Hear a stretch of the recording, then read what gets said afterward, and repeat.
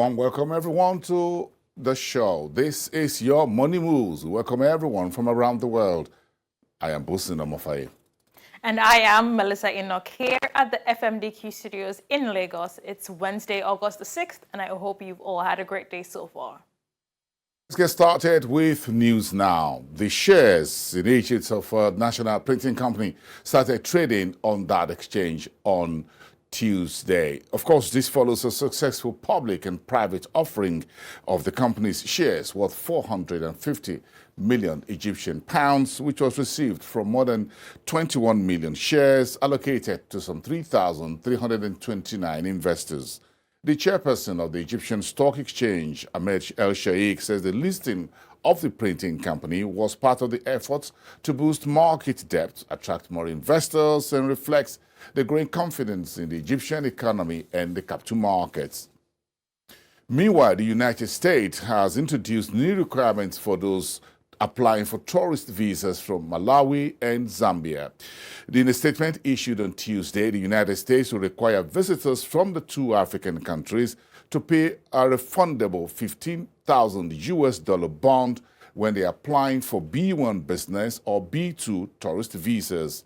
The new bond requirements will take effect from August 20. The U.S. authorities says the $15 bond will be returned only if the traveler departs the United States, which is aimed at curbing visa overstays. The new program targets countries with high overstay rates amid other concerns by the U.S. Now, for more on today's News Now, let's go to Melissa. The floor. Melissa, over to you. Thank you very much, Bosing. The Kenyan President William Ruto says his administration will not be distracted by criticisms over the handling of the country's economy. President Ruto was speaking earlier today in Nairobi at a roundtable forum held with leaders of the private sector where he defended his recent economic reforms and reeled out some success stories of the government. Let's take a listen. We had three reasons why we rolled out the Hustler Fund. It was supposed to correct a market failure, which we did. We have removed 7 million Kenyans who were blacklisted in CRBs as a first step. We have now data of 26 million Kenyans. An exercise that would take, research, capacity building, those people called consultants. It would cost millions of shillings, hundreds of millions, to try and put this together. We have data on the credit behavior of 26 million Kenyans. We have 2 million Kenyans who wake up every morning to borrow money from the Hustler Fund. You should look at the dashboard of the Hustler Fund to know what is going on. We have now 650,000 Kenyans whose credit behavior has enabled them to progress into what we are calling bridge loan. Now they can borrow up to 150,000 without any collateral. The only collateral they have is their 7% jump in tourism.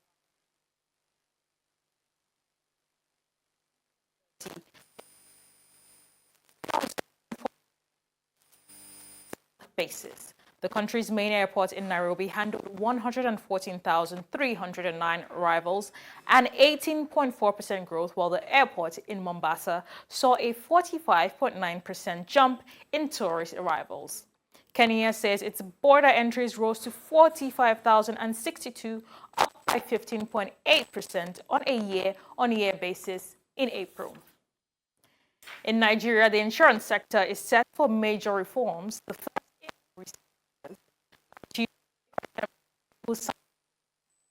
insurance industry of 2025 into law. The new legislation repeals, replaces, and consolidates many outdated insurance laws into a single framework. The bill signed by President Tinubu provides strict capital requirements to ensure the soundness of insurance firms, compulsory insurance policies, digitization of the sector, and the creation of dedicated policyholder protection funds, among other key provisions. Finally, on today's news now, ShopRite, Africa's largest grocery retailer, is selling its operations in Ghana and Malawi, looking to focus more on its home market, South Africa. The company says it signed a deal in June to sell 5 stores in Malawi and has received a binding offer for 7 stores and 1 warehouse in Ghana.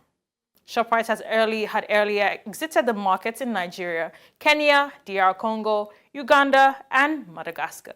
However, the giant retailer is projecting its headline earnings per share to grow between 9.4% and 19.4% for the period ended June 2025, while group sales is expected to climb 8.89% to 252.7 billion rand, or roughly $14 billion.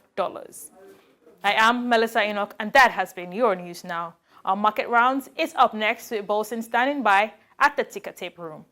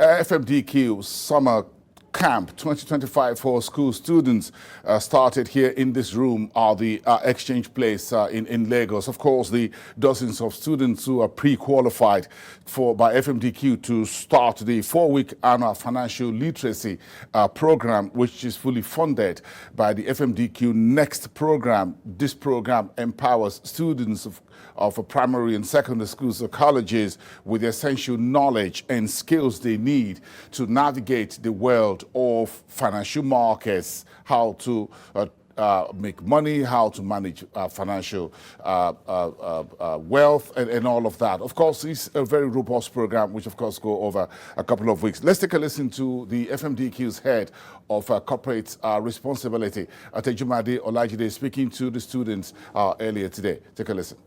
So when big companies, likes of those big banks and Dangote and all that, when they need money, they will come to FMDQ Exchange and say, we need money to provide a platform where they can raise money. That's what they call raise capital.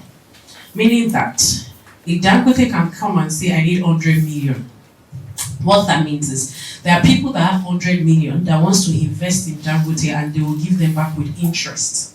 That means if I give Dangote my money, for instance, I'm giving Dangote 1,000 naira. By the time Dangote is giving me back, Dangote would say, I want to give you back with 10%, I want to give you back with 20%. Giving me back with 20%, meaning that they will give me what? What's 10% of 1,000 naira? 100 naira. So that means when Dangote is giving me back, Dangote is going to give me back what? How much? 1,100 naira. So that's how it works. So all these securities that you invest in, so you are the investor, you are the one with money, you are the one that has money. So imagine you have a lot of money, you are an investor. So all this money you give those guys, they will give you back with interest. Meaning, I have my money, but I don't just want to leave it in my account. So let me give these guys money. And it's not only Dangote, it's not only corporate. You're going to learn about all these products. All right. Of course, FMDQ has lined up quite a number of members of staff and others to speak to the students, to the young ones, how to navigate the world of financial markets, fixed income, equities, everything else in between, capital raising, and general financial literacy to empower them over the next few weeks while they're out of school before schools resumes back in September. Part of the corporate responsibility of the FMDQ Group PLC. Now let's go straight to today's trading. Of course, we started Monday on a very active note across the equities market on the African continent. If you track the markets that we also follow here as they're coming up on the dashboard, and you can see it's all green shoots. The numbers vary, however, from Nigeria. It's about 0.75%, taking the NGX All-Share Index above the 144,000 to another higher level, 145,000 today. The BRVM added 35 basis points. South Africa GSE added 0.24%, standing tentatively around 100,000 for the All-Share Index, just as South Africa's administration is expected today to present to the Parliament in Pretoria the response for the economy to the 30% tariff President Trump slapped on Africa's most advanced economy. That is expected to come into effect on the 7th of August. That's tomorrow. Today we're going to hear from the Parliament and President Ramaphosa and the rest of his team in South Africa. But the market, this equities market, also doing well on the back of that response which has been put together. The currency also recovered further today. Just a second, we'll get to that.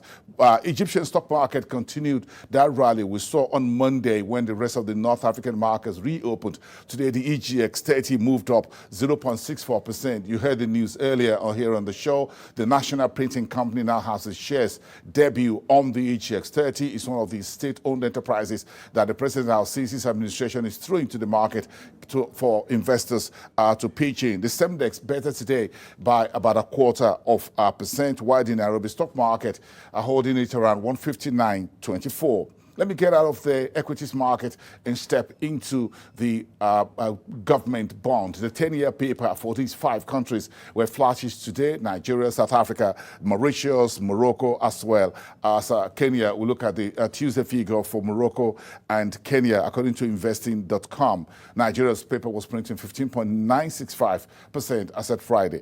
South Africa, 9.675 today. A bit of a flattish around 13:28 GMT. Let me just take that straight into currencies. And I was talking about the US dollar vis-a-vis the South African rand, holding around the 18th, the lower end of that. On Tuesday, today's Wednesday, the currency got a little bit of a breather, 1.02%, 17.77 on the dollar. The Egyptian pound was 0.03, 48.44 on the dollar. The Nigerian currency, 1,532 on the US dollar, 0.65%. Dollar weakness on Tuesday, also flowing a little bit into today. The world is looking very closely at President Trump's tariff and what the outcome will be. So if just all the markets will now cross into the commodities play for today, as always, looking at oil prices. Let's start with energy, with the pair of the London Brent and the US WTI on NYMEX, both trading very strongly in the afternoon, around 13:04, started very slippery in the morning. Prices began to firm up later in the day as everyone keep a permanent eye on how President Trump would deal with Russia's war on Ukraine.